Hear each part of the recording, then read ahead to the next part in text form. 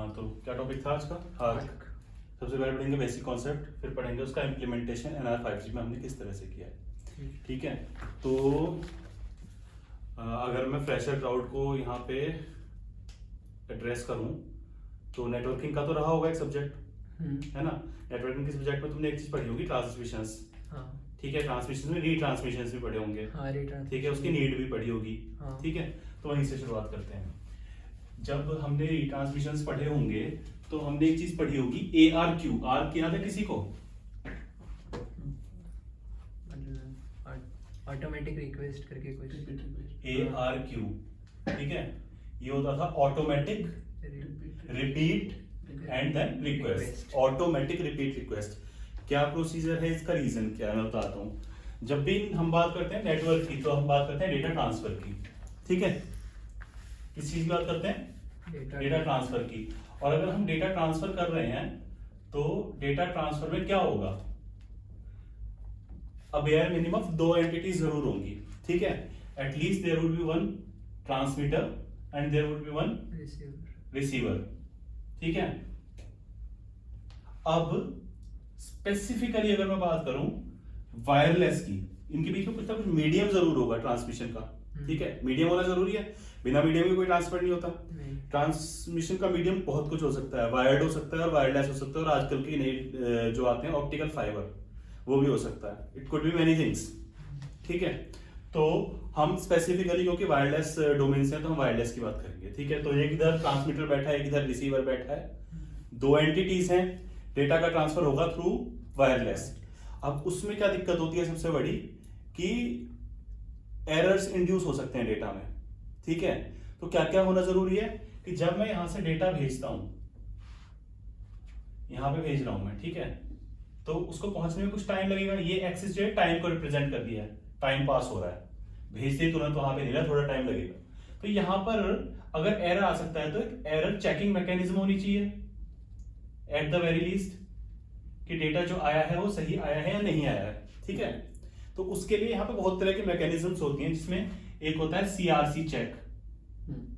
ठीक है, ये FEC मैकेनिज्म यूज करता है, जिसको बोलते हैं फॉरवर्ड एरर करेक्शन। इसको मैं कवर नहीं कर रहा हूं इसमें, क्योंकि फिर ये लंबा हो जाएगा टॉपिक। ठीक है, अभी ये मान के चलते हैं कि यहाँ पे एक एरर चेकिंग की मैकेनिज्म होगी, एरर करेक्शन की भी होती है इवन। ठीक है, but bare minimum error checking तो नेसेसरी है ही। ऐसा थोड़ी ना कुछ भी डेटा आ रहा है हम उठा के रखते रहेंगे, उसको चेक करेंगे कि सही है या नहीं है। ठीक है, और उसके बाद अगर वो डेटा गलत है तो इसको कैसे पता लगेगा? इसको पता लगना जरूरी है कि डेटा सही आया है या गलत आया है। सेंस बन रहा है? yes. हाँ, तो यस नो आह वाह कुछ करते रहो। ठीक है, सेंस बन रहा है इस बात का? yes. तो वो यहाँ पे उसको थोड़ा तो खुद भी टाइम लेगा, थोड़ा प्रोसेसिंग टाइम लेगा वही चेक करने में, और उसके बाद थोड़ा टाइम, मान लिया इसने इतना टाइम ले लिया, और उसके बाद वो इसको बताएगा। अब जितना टाइम आने में लगा डेटा, यूजुअली उतना ही जाने में लगेगा, क्योंकि मीडियम तो वही है। ठीक है, और बातचीत का तरीका भी हम सेम यूज कर रहे होंगे। अगर एक आदमी जापानी बोल रहा है, एक आदमी रशियन बोल रहा है तो नहीं होगा ना, तो तरीका सेम ही होगा। ठीक है, तो इतना ही टाइम लग गया इसको लगभग। और इसने यहाँ पे क्या भेजा होगा?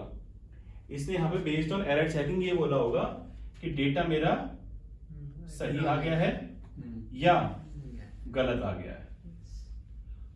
अब ये क्या करेगा? वापस से वही डेटा भेजेगा, वापस से वो डेटा भेज देगा। ठीक है, यूजुअल मतलब ये सेंस बनती है कि भाई डेटा गलत गया, सही नहीं गया, दोबारा भेज दो। तो वो इसी डेटा को उठा के, डेटा X था ये, तो ये X को यहाँ पर इसको हो सकता है इसको भी थोड़ा बहुत टाइम लगे प्रोसेस करने में, ये चीज कि भाई एक आया नहीं आया, उसके बाद वो X को यहाँ पे फिर से आगे भेज देगा, and this process will go on and so on and so fourth. समझ में आया? तो यहाँ पे क्या हुआ, यहाँ पे जो डेटा सेंडिंग का एक्शन था वो रिपीट हुआ है, एक्शन रिपीटेड इटसेल्फ। तो ये होता है तुम्हारा क्या?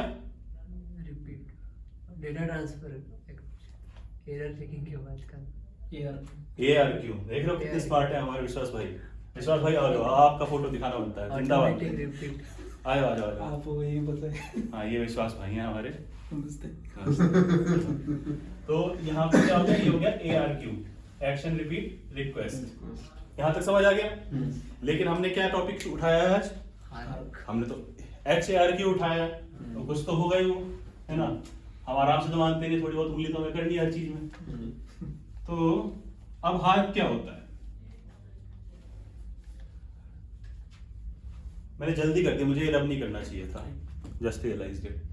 तो हार्क में क्या होता है, एच आर्क। अब आर्क तो हमें पता है, लेकिन हार्क क्या होता है, तो उस केस में क्या होता है, अभी जब ट्रांसमीटर ने रिसीवर को भेजा था ना डेटा, यहाँ पे उसने भेजा एक्स डेटा भेजा, यहाँ पे उसने कहा गलत है और नैक भेज दिया, ठीक है, यहाँ पे उसने कहा गलत है और नैक भेज दिया। उसके बाद उसने इस एक्स का जो यहाँ पे कुछ पहुंचा होगा, एक्स प्राइम, एक्स तो पहुंचा नहीं, एक्स पहुंचता तो करेक्ट हो जाता, एक्स प्राइम पहुंचा जो मान लिया, वो गलत डेटा था। इसका क्या किया होगा रिसीवर ने, किसी काम का है इसके, डिस्कार्ड कर दिया होगा, जिसको हम नेटवर्किंग की भाषा में क्या बोलते थे, फोरोजन नाम की किताब में, purge, we purge the packet या डिस्कार्ड। ये था आपका आर्क, ये था आपका आर्क। हार्क में क्या होता है, hark is hybrid arc, hybrid action repeat request. उसमें वो क्या करेगा, बफर एक्स प्राइम, ठीक है, इसमें वो एक्स प्राइम को बफर कर लेता है। आई बात समझ, क्यों करता है अभी पता चलता है। नैक आ गया।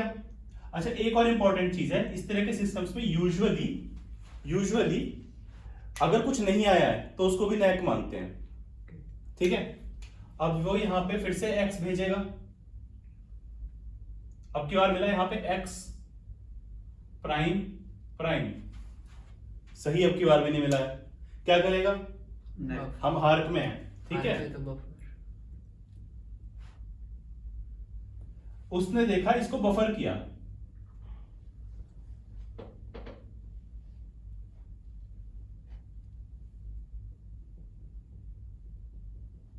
इट हैपेंस ओनली नाउ, उसने इसको फिर से बफर कर लिया। अब नेक्स्ट स्टेप पता है क्या होता है हार्क में, आर्क में नेक्स्ट स्टेप होता है नैक, लेकिन हार्क में नेक्स्ट स्टेप होता है कि एक्स और एक्स बार, एक्स प्राइम और एक्स डबल प्राइम, इन दोनों को कंबाइन करके देखो कि क्या अभी इसकी जो एरर डिटेक्शन मैकेनिज्म है, क्या अब वो ये कहती है कि ये ठीक है या नहीं है। इसको कंबाइन करने के डिफरेंट मेथड्स होते हैं, जिनको बोला जाता है कंबाइनिंग, ठीक है, soft combining, chase combining, etcetera etcetera, ठीक है। तो इसके बाद वो कंबाइन करने की कोशिश करेगा, और बाय एनी चांस अगर उसको मिल गया एक्स, तो क्या होगा, तो यहां पे जाएगा एक। और अगर ये सिस्टम आर्क होता तो यहां पे क्या गया होता, अगर ये सिस्टम आर्क होता तो यहां पे नैक गया होता, क्यों, चेकिंग मतलब सिस्टम नहीं है वैसे, तो क्योंकि ये गलत डेटा आया था, और एक्स प्राइम पहले ही पर्ज हो चुका है, तो यहाँ पे कोई कंबाइनिंग नहीं थी, ठीक है। इतना समझ आया, हार्क और आर्क का डिफरेंस समझ आया। हाँ। तो एनआर में 5G में हम क्या इंप्लीमेंट करते हैं, कहां पे, मैक में। आर्क भी करते हैं, आर्क कहां पे करते हैं, आरएलसी में, ठीक है, दोनों के इंप्लीमेंटेशन होते हैं। But today we are going to study HARQ, जो कि हम कहां पे करते हैं, इंप्लीमेंट मैक में करते हैं। यहां तक का क्लियर है, ठीक है। मैक होता है लेयर 2 और आरएलसी क्या होता है। सर अगर सेम नहीं होगा इसमें हार्क में, तो वो क्या भेजेगा, क्या सेम नहीं होगा तो क्या भेजेगा, अगर जैसे कि एक्स प्राइम प्राइम है, हाँ, और एक्स है, तो सर अब एक्नॉलेज भेजेगा कि क्या भेजेगा फिर। अरे इन दी एंड आपको एक्स मिल गया अगर कंबाइन करके, तो एक्स नहीं मिला तो नेक जाएगा, नेक ही जाएगा, बिल्कुल जाएगा। और ये बफर हो रहा है, उसका भी कुछ लिमिटेशन, मतलब कितने हाँ बिल्कुल होगी, उसकी लिमिटेशन भी, हर चीज की लिमिटेशन होगी। ऐसा तो है नहीं कि हम अनंत काल तक भेजते, हो सकता है उधर रिसीवर मर ही गया, हम भेजे पड़े हैं। हमने शुरू किया था कि भाई कलयुग की शुरुआत में हमने राजा परीक्षित ने बोला कि भेज दो, हम भेजे पड़े हैं, वो बंदा मर गया जिसको भेजना था, उसकी तरफ से कोई ना एक आ रहा है ना नैक आ रहा है, हमने मान लिया कि नैक है, हम भेजे पड़े हैं, कुछ टाइम लिमिट होती है, ठीक है। नैक मींस मतलब इन केस रिस्पॉन्ड नहीं आ रहा है रिसीवर, तो फिर भी वो एज अ नैक कंसीडर करेगा ट्रांसमीटर। दोबारा बोलिए, मतलब हाँ यूजुअली ऐसा ही होता ऐसा है। ही होता है। अगर कोई अगर एक नहीं आया प्रॉपर तो फिर- तो हम उसको नेक मान लेंगे। वो तब तक वो जब तक उसको एक ना मिल जाए तब तक वो भेजता रहेगा भेजता रहेगा भेजता रहेगा। हम कॉन्फ़िगर करेंगे ना इस चीज को कि हम कब तक अच्छा कब तक कितने 3 बार 4 बार रिट्रांसमिशन 5 बार। Retransmission। यूजुअली एलटी में और एनआर में it is defined as number of maximum transmissions कि मैक्सिमम हम इतने ट्रांसमिशन करेंगे उसके बाद नहीं करेंगे। उसके बाद रीएस्टैब्लिशमेंट। ठीक है हाँ उसके बाद फिर अलग प्रोसीजर शुरू हो जाते हैं। ठीक है सो दैट इज नॉट। और ये जो बफर्ड हो रहा है तो उसके लिए मतलब एडिशनल स्पेस पर मतलब उसको रखना पड़ रहा है तो मैकेनिज्म रहेगा उसके हाँ लिए। हाँ बिल्कुल रहेगा ऑफ कोर्स। तो लोग की हेवी नहीं हो जाएगा हार्क आर्क से। हाँ तो तुम्हें क्या लगा था हम यहाँ पे फिबोनाची सीरीज का प्रोग्राम बना रहे हैं। हैवी प्रोग्राम ही बनाने हैं तुमको यहाँ पे। यहाँ पे साइज कोड मैक्सिमम हैवी रहेगी। नहीं अब अगर ठीक है कुछ पानी है ना तो HARQ in downlink and HARQ in uplink, both are the different हाँ entity. तो अभी देखेंगे आगे क्या होता है। जैसे मैंने बताया ना कंबाइनिंग के मेथड्स होते हैं। यहाँ पे 2 मेथड्स हैं। हम करते हैं चेज कंबाइनिंग। एक तो चेज कंबाइनिंग में क्या होता है कि जब x ट्रांसमिट हुआ था ना वो x ही ट्रांसमिट होता रहेगा बार बार इन सेम मैनर। जब हम डेटा ट्रांसमिट करते हैं तो इसमें हम बहुत सारे वो करते हैं प्रोसीजर्स लगाते हैं। पहले इसको इंटरलीव कर सकते हैं। ठीक है ये सिक्योरिटी के लिए होते हैं ये सब। इस पे चैनल कोडिंग होती है। ठीक है और इस पे ये सिक्योरिटी के लिए भी होते हैं। ये फॉरवर्ड एरर करेक्शन के लिए भी होते हैं कि पैरिटी बिट्स ऐड होती हैं वो दूसरी साइड पे जाकर के हेल्प करती हैं एरर करेक्शन में और एरर डिटेक्शन में भी। सीआरसी ऐड करते हैं बहुत समय। तो इसमें एक प्रोसीजर होता है जिसको बोलते हैं पंक्चरिंग और ये रेट मैचिंग के काम आता है। ठीक है ये L1 का होता है प्रोसीजर और ये रेट मैचिंग के काम आता है। क्लियर है इतना। तो इसके डिफरेंट डिफरेंट पैटर्न्स होते हैं कि हम किस पैटर्न के साथ पंक्चरिंग करते हैं। ठीक है अगर हम पंक्चरिंग पैटर्न रखेंगे सेम एवरी टाइम तो हमारा सेम जाएगा। ये जो फाइनल कोड वर्ड बनेगा ना वो सेम जाएगा। उस केस में होती है चेज कंबाइनिंग। ठीक है सही है इतना। ये इजी पड़ती है। ठीक है और मतलब ये इजी पड़ती है बेसिकली। ठीक है एक दूसरी होती है जिसको बोलते हैं इंक्रीमेंटल रिडंडेंसी। क्या बोलते हैं इंक्रीमेंटल रिडंडेंसी। क्या बोलते हैं इंक्रीमेंटल रिडंडेंसी। हाँ तो जोर लगा के बोलो ना थोड़ा। इंक्रीमेंटल रिडंडेंसी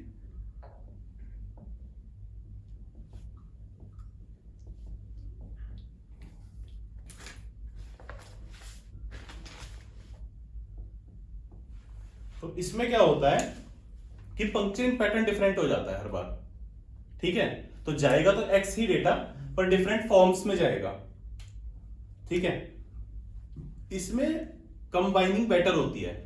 ठीक है जो वो वाला केस है ना x प्लस एक्स प्राइम की 2 खराब करप्टेड पैकेट से सही पैकेट बनना वो इसमें चेज कंबाइनिंग से बेटर होता है मगर इसका इंप्लीमेंटेशन कॉम्प्लेक्स होता है ज्यादा।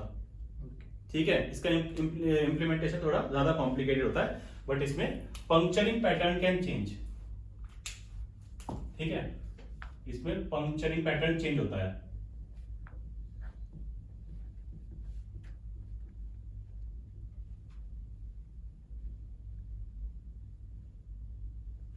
सही है और ये पता कैसे चलेगा कि रिसीवर को तो पता चलना चाहिए ना कि सेम डेटा नहीं आने वाला अलग डेटा आने वाला है। तो उसके लिए हमारे जो सिस्टम्स हैं एलटी और NR5G के दोनों में एक कॉन्सेप्ट होता है एक आईई होता है RV रिडंडेंसी वर्जन। ये बताता है कि पंक्चरिंग पैटर्न कौन सा लगा हुआ है। एनआर में और एलटी में 4 सपोर्ट होते हैं ये 0 2 3 1 0 2 3 1। ठीक है अब वो सोचो कि मैंने ऐसा उल्टा सीधा क्यों लिखा है तो उसका कारण ये है कि जब वो अप्लाई होते हैं तो एक बार में एक ही बिट चेंज होती है। ठीक है तो 0 1 के बाद 2 नहीं हो सकता तो वो यही पैटर्न यूजुअली फॉलो होता है उस केस में। इतना क्लियर है इंक्रीमेंटल रिडंडेंसी क्या है और चेज कंबाइनिंग क्या है। ओके मतलब चेज कंबाइनिंग हम लोग एक से डेटा एक बार-बार ही पंक्चरिंग पैटर्न रहेगा तो सेम फॉर्मेट में जाएगा डेटा बार बार और इसमें पंक्चरिंग पैटर्न चेंज हो जाता है तो डिफरेंट फॉर्मेट में जाएगा। Chase combining is easier to implement. Incremental redundancy provides more strength while decoding the data from multiple corrupted packets. Like incremental में हम लोग x को ही मतलब थोड़ा मॉडिफाई कर करके भेज रहे हैं। हाँ, पंक्चरिंग पैटर्न लगाते हैं। Same data in different different format हो। अब एक बात करेंगे हम, हार्क का राउंड ट्रिप टाइम, नाम से किसी को कुछ आइडिया लग रहा है क्या होगा? राउंड ट्रिप मतलब ट्रांसमिट से रिसीव, रिसीव से कुछ फीडबैक। देखो मैंने क्या बताया था शुरू में, यार हरा वाला तो बहुत हर का कलर चेंज करना चाहिए। तो मैंने बोला था कि ट्रांसमीटर है, यस एक रिसीवर है, तो दिखेगा ही नहीं। ठीक है, हो चुका। विजिबल। ठीक है, एक ट्रांसमीटर है और एक रिसीवर है।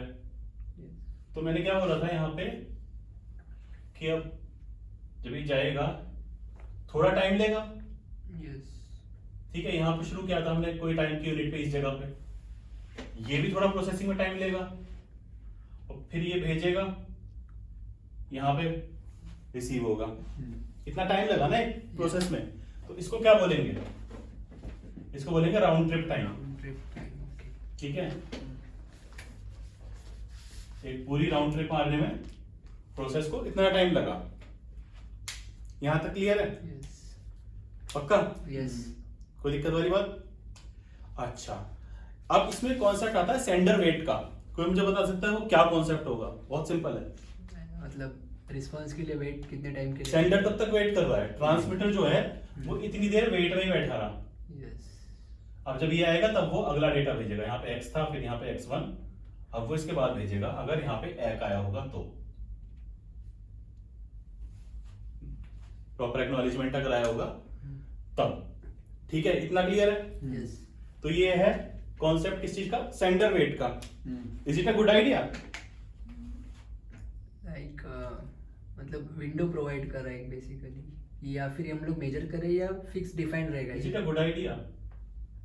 वेट तो सिस्टम खाली बैठा तुम्हारा, हाँ वो टाइम डिपेंड्स वेस्ट हो रहा है लेकिन हमें डाटा मिल जा रहा है सही से। Is it a good idea कि सिस्टम तुम्हारा इतनी देर खाली बैठा है? नहीं, वो बैड है फिर। तो फिर क्या करें? यूजुअली क्या करा जाता है, सिस्टम को खाली नहीं बिठाना होता। तो हम ना टाइम को क्वांटिटीज में, यूनिट्स में बांटते हैं। मान लिया हमने टाइम की इतनी यूनिट ले ली, ओके। ठीक है, इस यूनिट्स में डिसाइड कर लो।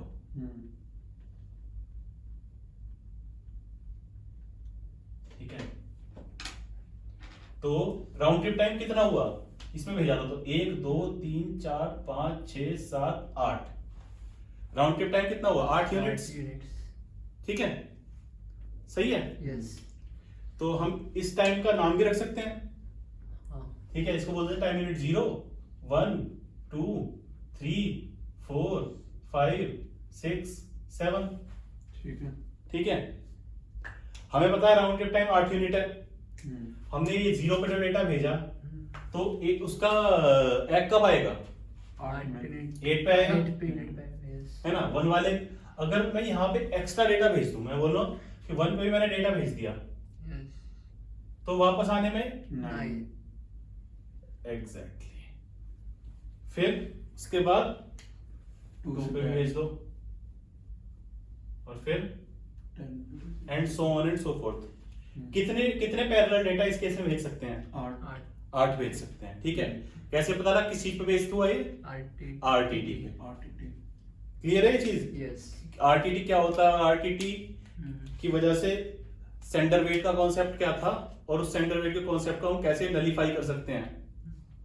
बात समझ में आ रही है इतनी? यस। ठीक है, अब जब सब लोग यहाँ बैठे हैं तो मैं ये मान के चल रहा हूं कि आप सब लोगों ने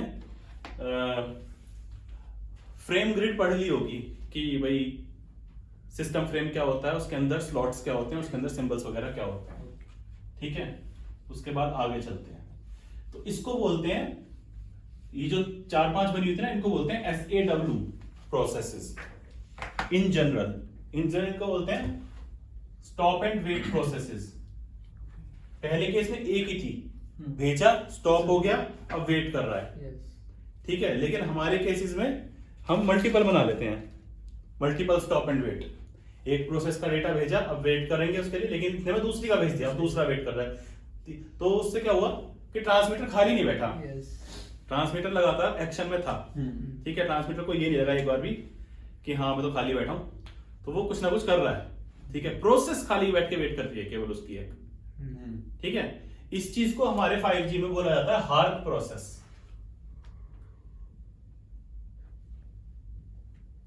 क्या बोला जाता है? हार्क प्रोसेस बोलेंगे इसको। तो हम different different hark process define कर देंगे, ठीक है, और उस हार्क प्रोसेस के साथ एक डेटा जाएगा। उस हार्क प्रोसेस के लिए ही एक आएगा, और उस हार्क प्रोसेस पे अगर एक नेक है, मतलब नेक है अगर, तो रिट्रांसमिशन होगा, और अगर एक है तो हम नया डेटा ट्रांसफर कर देंगे उस हार्क प्रोसेस के लिए। बाकी दूसरे पे क्या हो रहा है वो दूसरी हार्क प्रोसेस जाने। लाइक फॉर पर्टिकुलर आरटीटी हम लोग प्रोसेसेस क्रिएट करें जितना डेटा ट्रांसमिट करना है। हाँ, आरटीटी इज वन इनपुट, ठीक है, अब उस चीज को भूल जाओ, बस कॉन्सेप्ट के लिए था। अगर number of read maximum number of hark processes जो है एलटी में फिक्स होता था 8 होते थे, लेकिन 5G में ये कॉन्फ़िगरेबल है, मिनिमम 8 होंगे, मैक्सिमम 15 हो सकते, नहीं sorry 0 to 15 up to 16 HARQ process हो सकते हैं, और ये कॉन्फ़िगर्ड होता है, यहाँ पे फिक्स नहीं होता इन केस ऑफ 5G। खुश? ठीक है, क्लियर है यहां तक? कोई दिक्कत वाली बात नहीं? हाँ बताइए। अगर जैसे कि आपने बताया कि नंबर ऑफ रे ट्रांसमिशन का लिमिट होता है, मान लीजिए वो नंबर ऑफ रे ट्रांसमिशन क्रॉस हो गया, हाँ, तो वो डाटा तो फिर मिस हो गया। हाँ वो अलग चीज है, फिर उसके बाद हम क्या करेंगे क्या नहीं करेंगे, that are those are different processes. ये भी तो हो सकता है कि भाई इतने ट्रांसमिशन हो ही क्यों रहे हैं, है ना, हो सकता है लिंक 2 ठीक है, हो सकता है सिंक्रोनाइजेशन खराब हो गया है, तो उस केस में हम सिंक्रोनाइजेशन दोबारा बनाने के लिए उस किस्म के प्रोसीजर शुरू करेंगे कि भाई आरआरसी कनेक्शन को दोबारा से रीएस्टैब्लिश किया जाए, and so on and so fourth. ठीक है, यहां तक सही है? यहां तक क्लियर है? अब हम बात करते हैं डाउनलिंक डेटा में हार्क कैसे काम करता है इन डाउनलिंक 5G। अच्छा, ठीक है, यहां से मेजर पार्ट शुरू होता है। ठीक है, अब क्या है DL-HARQ। DL-HARQ का मतलब कि डाउनलिंक पे जो डेटा जाता है उसके लिए जो हार्क जाता है उसका इंप्लीमेंटेशन कैसे होगा। ठीक है, देखो जब यूई अटैच होता है, मैं मान के चलूंगा इसके लिए, मान के क्या चलूंगा इसके लिए जरूरी भी है, अगर आपको अटैच प्रोसीजर नहीं पता है कुछ नहीं कर सकते, तो मान लेते हैं कि यू नो अटैच प्रोसीजर। तो यूई जब अटैच होता है तो यूई के पास आरआरसी में कैसे एक कॉन्फ़िगरेशन आता है, ठीक है, तो जब उसके पास आरआरसी कॉन्फ़िग आता है यूई के पास, तो उसको उसमें एक चीज मिलती है जिसका नाम है DL डेटा टू UL-HARQ। क्या नाम है उसका? DL data to DL data to UL-HARQ। ये क्या होती है? ये एक लिस्ट होती है, ठीक है। सपोज इस लिस्ट में आए 5, 7, 9 और 12, ठीक है। फॉर एन एग्जाम्पल हम ये मान ले रहे हैं 5, 7, 9, 12, कोई दिक्कत नहीं। उसके बाद अगर आप डाउनलिंक डेटा का प्रोसेस पढ़ोगे ना, प्रोसीजर पढ़ोगे, तो एक ही प्रोसीजर होता है कि हर ट्रांसमिशन टाइम इंटरवल में, हर स्लॉट में हम as a UE will check for DCI, downlink control information, ठीक है। उसमें बहुत सारी इंफॉर्मेशन मिलेगी उसको, उसमें उसको पता लगेगा कि डाउनलिंक का डेटा फ्रीक्वेंसी डोमेन में कहां आ रहा है, टाइम डोमेन में कहां आ रहा है, वगैरह वगैरह, ये सब चीजें उसको पता लगेगी, कौन से MCS के साथ आ रहा है, so that it can decode. उसमें हार्क इंफॉर्मेशन भी होती है, ठीक है। हार्क इंफॉर्मेशन में मेजर इंफॉर्मेशन क्या होती है? DCI में हार्क इंफॉर्मेशन होती है, उसमें एक बड़ी मेजर इंफॉर्मेशन होती है NDI, RV, दो बड़ी इंपॉर्टेंट होती हैं, ठीक है। डाउनलिंक के केस में उसमें एक और इंपॉर्टेंट इंफॉर्मेशन होती है, जिस इंफॉर्मेशन का नाम क्या है?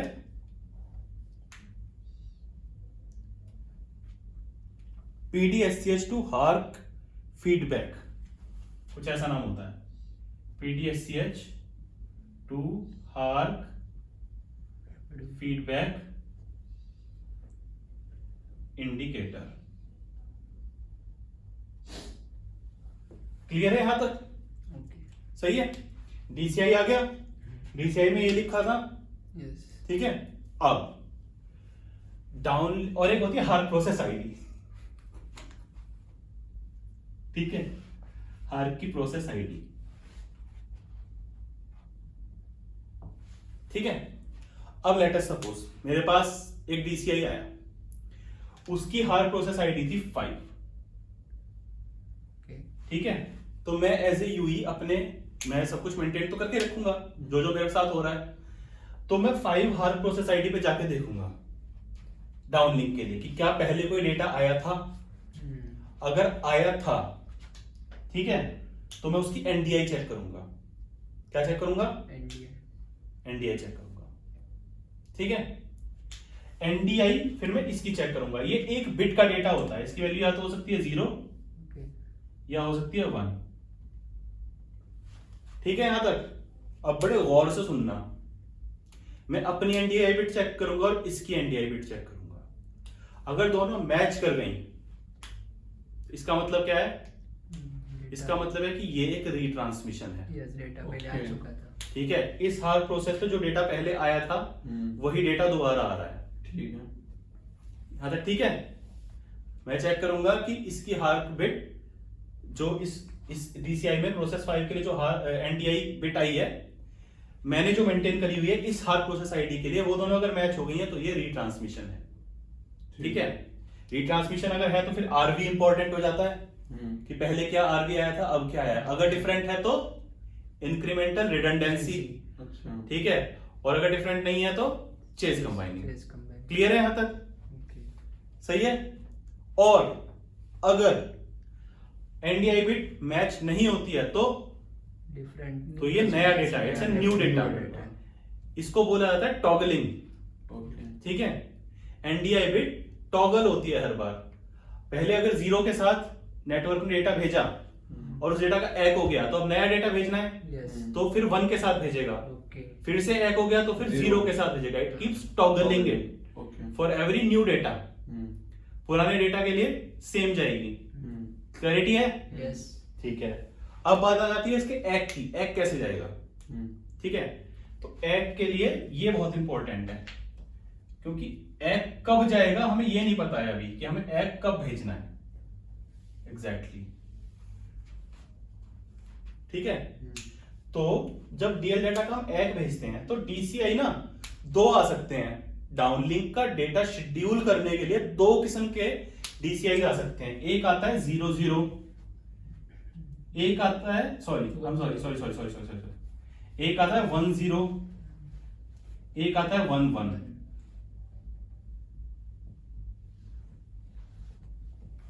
ठीक है यहां तक? सही है। अगर 10 के थ्रू मैप हुआ है, ठीक है, तो यहां पे जो वैल्यू लिखी होगी, ठीक है, ये जो वैल्यू होगी वो होगी 1 से लेकर के 8 के बीच की, ठीक है। और उसका मतलब है कि डायरेक्टली इतने स्लॉट्स के बाद एक भेज दो, ठीक है। डाउनलिंक पे डेटा आया मान लिया स्लॉट X पे, इसमें लिखा हुआ था 6 का मतलब होता है 6, तो X+6 स्लॉट पे भेज दो, ठीक है, सही है।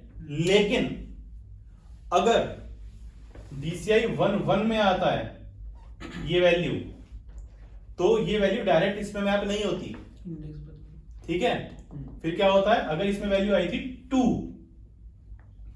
अगर, और ये था DCI 1, ठीक है, और 2 वैल्यू आई थी, तो हम यहां पे जाएंगे 0 1 2। फिर ये केवल इस वाली लिस्ट का इंडेक्स बताता है। क्या बताता है? 2 इंडेक्स पे क्या पड़ा है? 9। कब भेजेंगे? 9 स्लॉट्स के X+9 पे। X पे डेटा आया, X+9 पे भेज देंगे। क्लैरिटी है पूरा हार्क कैसे इंप्लीमेंटेड है डाउनलिंक का? यही है बस, बहुत सिंपल सी चीजें, ये 4-5, ये जो तुम्हारे सामने लिखा है ना, this is all there is about it, ठीक है। लेकिन ये केवल नॉन कोड ब्लॉक बेस्ड पे है। एक कोड ब्लॉक बेस्ड भी होता है, वो थोड़ा और कॉम्प्लिकेटेड है, पर पहले इसको समझना है। तो इन जनरल ये होता है। ये क्लैरिटी है सबको? ठीक है, सिंपल है। आसान है बिल्कुल, कोई दिक्कत वाली बात नहीं है इसमें, है ना, इजी है, it's not difficult at all. Concept पता होगा तभी कोड भी समझ आता है। यूएल देख लें या ओवरफ्लो हो रहा है? चलेगा, देख लें। ठीक है सर, इतना ठीक है। क्वेश्चंस हो गए तो पूछना। चलो यूएल भी देख ही लेते हैं, अगर कोई दिक्कत हो तो दोबारा बात कर लेंगे, ठीक है। यूएल में कई तरह की ग्रांट्स होती हैं। एक होती है कॉन्फ़िगर्ड ग्रांट, जिसमें ना हम एक बार ही बस बता देते हैं ग्रांट और उसी पे डेटा भेजते रहते हैं, तो उसके लिए हार्क इंप्लीमेंटेशन अलग होता है, वो हम अभी नहीं करेंगे। हम करेंगे सिंपल डायनेमिक डेटा के लिए, डायनेमिक शेड्यूलिंग जब होती है, ठीक है। इट्स एक्चुअली वेरी सिंपल, बहुत सिंपल है, डीएल से ज्यादा सिंपल है। अच्छा, क्यों? क्योंकि इसमें एक जाता ही नहीं है। अच्छा, हाँ, अभी एक ऐसा हार्क जिसमें एक ही नहीं जाता। So very very interesting tech, क्योंकि एलटी में ऐसा नहीं होता था, ठीक है। It's a step different from LTE in this one. तो इसको देख लो ध्यान से, बहुत मजा आएगा, आई एश्योर यू। तो हम क्या पढ़ रहे हैं अभी? यूएल हार्क, यानी कि यूएल में जो डेटा जा रहा है ना अपलिंक में, यूएल क्या होता है? यूई से नेटवर्क, है ना। उसका क्या होगा? तो देखो सिंपल है, इसमें भी डीसीआई आता है, डीसीआई के अंदर इसमें भी हार्क इंफॉर्मेशन होगी। इसमें आता है डीसीआई 0 0 या 01, तो मैं 0 लिख देता हूं, ठीक है। उसमें हार्क की प्रोसेस आईडी बता देगा वो, कि भाई इस हार्क प्रोसेस आईडी के लिए डेटा भेज दो। आईडी के लिए डेटा भेज दो, मान लिया प्रोसेस आईडी थी क्या 7, कि 7 हार्क प्रोसेस आईडी के लिए फिर से डेटा भेज दो। इसमें एक एनडीआई बिट आएगी, इसमें एक आरबी आएगा, ठीक है। यहां तक क्लियर है? सही है। और बाकी चीजें जो आएंगी आके शेड्यूल करने के लिए हार्क में ये आएगा, मान लिया इन 3 को कंसीडर करते हैं। हम देखेंगे कि अपलिंक के लिए, पिछली बार हमने डाउनलिंक के हार्क प्रोसेस आईडी चेक करी होगी यूई में, अभी हम यूई में देखेंगे कि अपलिंक के लिए 7 प्रोसेस आईडी पे एनडीआई पहले क्या थी, ठीक है। जो हमने जो सेव करके पहले जो थी, जो वो थी और जो अब आई है, 1 बिट की वैल्यू होती है। अगर वो दोनों सेम है, इसका क्या मतलब है? मतलब चेंज नहीं हुआ है डेटा, चेंज नहीं हुई, टॉगल नहीं हुई, सेम है, तो मतलब डेटा रीट्रांसमिशन करना है। इसका मतलब क्या हुआ कि ई नोड बी ने रीट्रांसमिशन मांगा है। इस प्रोसेस आईडी पर जो भी कुछ पहले गया था, उसी डेटा का रीट्रांसमिशन यूई नेटवर्क ने मांगा है। तो इसका मतलब क्या हुआ? पुराना डेटा क्या हुआ? वो फर्ज हो गया, मिला नहीं होगा उसको ढंग से, ठीक है। फर्ज नहीं होता हार्क में, हाँ ठीक है। नहीं मतलब इन ए सेंस ये नैक है, ये केस नैक है। नैक आया नहीं डायरेक्टली, बट बताया गया नैक डायरेक्टली नहीं आया, इम्प्लिसिटली उसने बोल दिया कि 7 के लिए एनडीआई बिट उसने चेंज नहीं करी, इसका मतलब कि वही डाटा भेज दो। इसका मतलब क्या हुआ कि नैक है, समझे बात को? ठीक है। और अगर एनडीआई बिट चेंज हो गई होती तो फिर तो इसका मतलब कि नया डेटा भेज दो। टॉगल हो गया। हाँ, इसने अपना बफर में सेट करके रखा होगा पहले डेटा भेज करके, कहीं रीट्रांसमिशन ना मांग ले। डेटा भेजने का भी तो संभाल के रखना पड़ता होगा ना ट्रांसमीटर को, कि कहीं नैक ना हो जाए, नैक ना हो जाए कहीं ना। तो उसने फिर 7 पे सेव करके रखा होगा। अब वो उस डेटा को पर्ज कर देगा अगर एनडीआई बिट टॉगल होके आ गई है तो, कि भाई टॉगल हो गई, नया डेटा मांगा है, इसका मतलब हार्क का हैक हो गया। और अगर टॉगल नहीं होती तो हार्क का नैक मान लेता है इस प्रोसेस आईडी के लिए, और इस प्रोसेस आईडी के लिए जो डेटा भेजा था वही डेटा दोबारा भेज देते हैं। तो ये चीज हम लोग डीएल में क्यों नहीं कर रहे थे? डीएल में क्यों नहीं कर रहे थे? हाँ।